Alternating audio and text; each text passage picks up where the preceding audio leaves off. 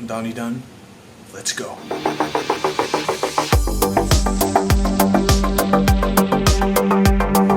Alright, welcome back everyone. This really isn't a reflection video, it's more of a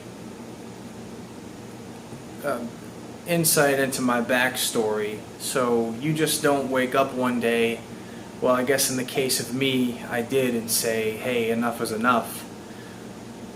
So I get asked a lot, where did the motivation come from? Or how did you make it through 6 months of starvation without one cheat day, without falling off the wagon? How have you gone so long without falling off the wagon, not even once? Well, I've gained and lost 100 pounds in my life 4 different times. So I have an eating problem, I have an eating disorder. And there are certain foods that I need to stay away from. So that's why I do low carb. Now there's a bigger backstory as to how I gained 150 pounds this time and had to lose it. But we'll get into that in another video. But in terms of the motivation, there are a couple sources of it. One I won't get into, but one I will for everyone right now. So I would fill in at work at a different location from time to time, and one of the guys who worked there, real nice guy, real cool person and everything. And when you're down in that environment where you fill in, it's like it's a warehouse environment, you know, shop talk, all that stuff. So it's not an office environment. You bust each other's balls, all that bullshit, right? So kind of how I've always been, and when I was thin and in shape, I always was the one to lead by example. My friends always saw me as big into fitness.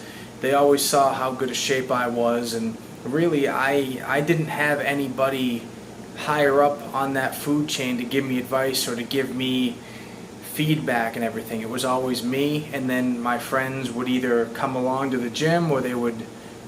I mean, it was just different lifestyles for different people. So I had very few, if nobody, to really bounce anything off of for most of my life. So as I was gaining weight and as I was falling down, no one really knew how to handle that. Now, they could see that I was gaining weight at a pretty rapid pace, but no one really said anything. It was always like an unwritten rule that, I guess amongst them, that you can see it, but you don't notice it, you don't say it, out of sight, out of mind. And as the clothes and the pant sizes needed to increase, I was just in the mindset of, okay, well, I can just wear a bigger shirt or wear a hoodie as a fat cloak, and no one will notice that I gained 150 pounds. And even though I knew I did, and even though I was disgusted with myself.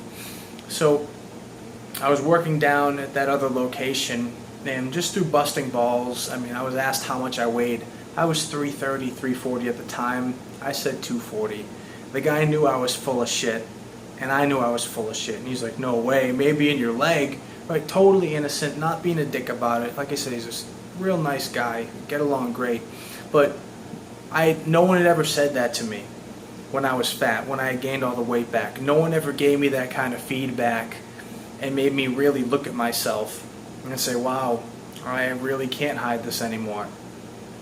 And it didn't happen overnight, but maybe a couple weeks later, in May of 2013, I just woke up one morning and was no longer hungry. I had 2 cups of black coffee that day that I woke up, and I ate like shit the night before. I think, as you've seen in the first video, I said that, and I was off to the races. I haven't looked back ever since. The diet's evolved, my meal plans have evolved since then, but really I think that was one of the bigger motivating pieces, for someone to actually say something to me, and not in a mean way, but it definitely woke me up and made me realize that this isn't right, this isn't the way that you're supposed to live, this isn't the way things are going to go down. And to him, I say thank you, and he knows who he is.